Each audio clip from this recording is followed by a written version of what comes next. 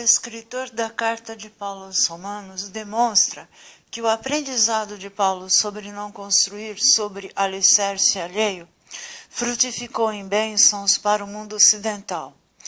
Dos versículos 3 a 23 da primeira leitura de hoje, o escritor de Paulo aos Romanos cita vários nomes de irmãos em Cristo cujas origens não são judaicas, de modo que nós podemos retirar dessa passagem duas conclusões imediatas.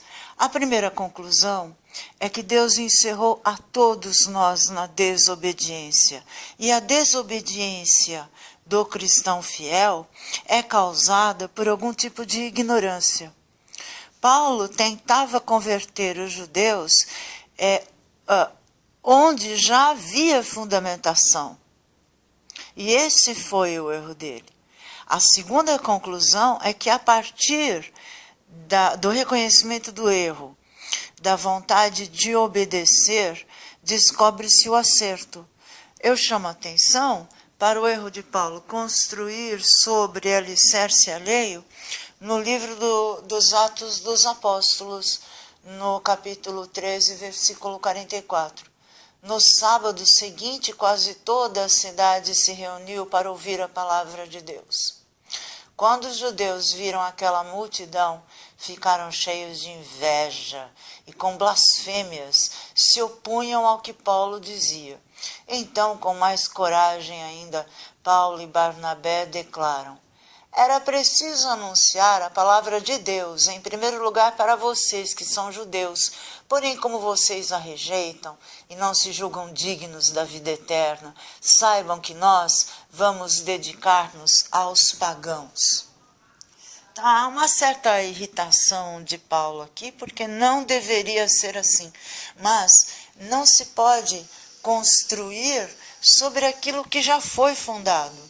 Paulo mais tarde vai dizer: cuidado com o seu alicerce, veja se ele não tem palha, se ele não foi construído em bases sólidas. Ele vai se preocupar com isso, mas ele não mais, depois desse episódio, ele não mais se dirige aos judeus e se dirige sim aos pagãos.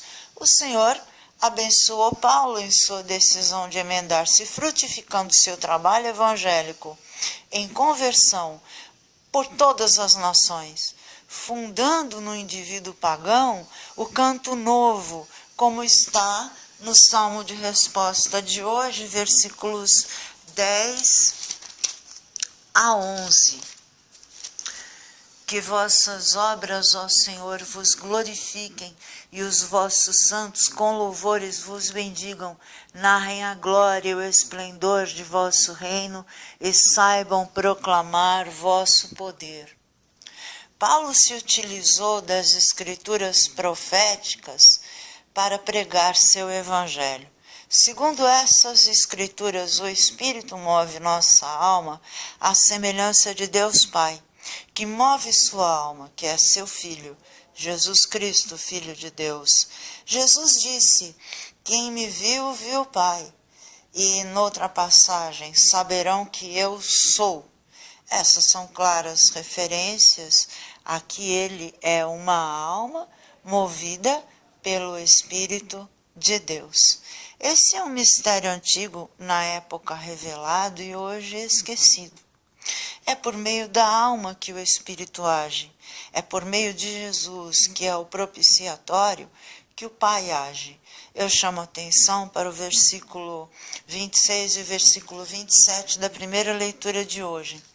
Agora este mistério foi manifestado, e mediante as escrituras proféticas, conforme determinação do Deus eterno, foi levado ao conhecimento de todas as nações, para trazê-las à obediência da fé.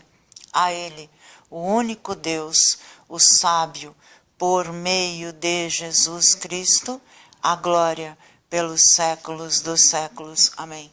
Mesmo no Gênesis, está aqui, o Senhor fala: façamos o homem à sua imagem e semelhança.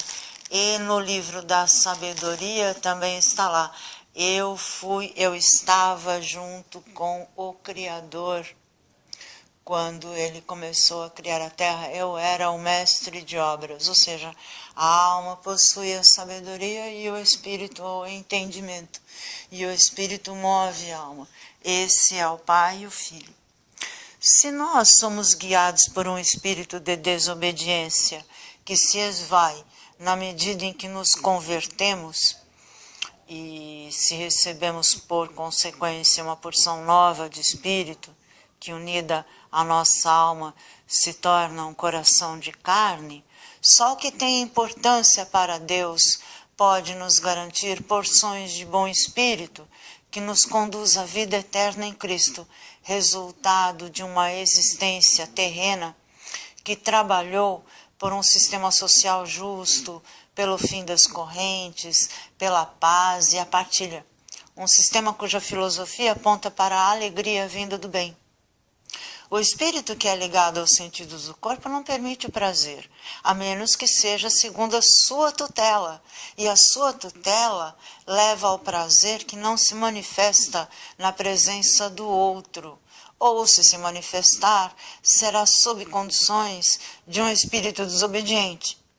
Sexo grupal, fantasias torpes, drogas, masoquismo, tudo isso uma ideologia da qual não é fácil se libertar, pois a alma só tem prazer nesses momentos. E ela que está no corpo, ela não consegue simplesmente doar-se ao outro livremente. O espírito não permitirá o prazer, pois essa doação que leva ao prazer é acionada por Deus.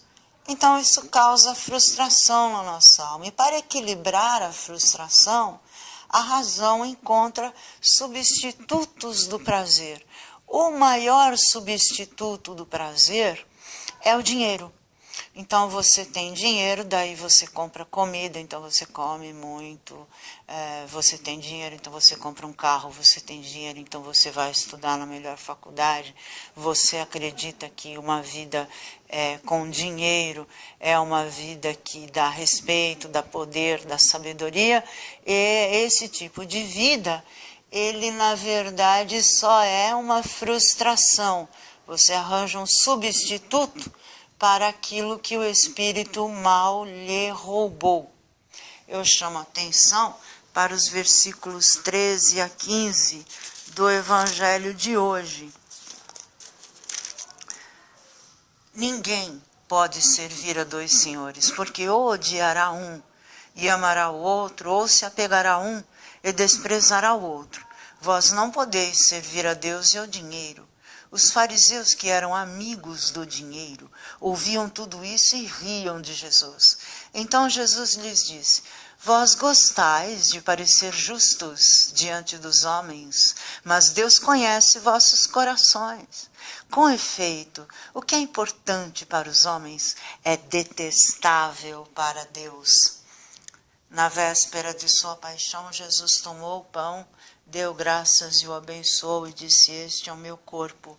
Do mesmo modo, ao fim da ceia, ele tomou o cálice com o vinho e disse: este é o meu sangue. Quem comer da minha carne e beber do meu sangue terá a vida eterna. Senhor, salvai-me.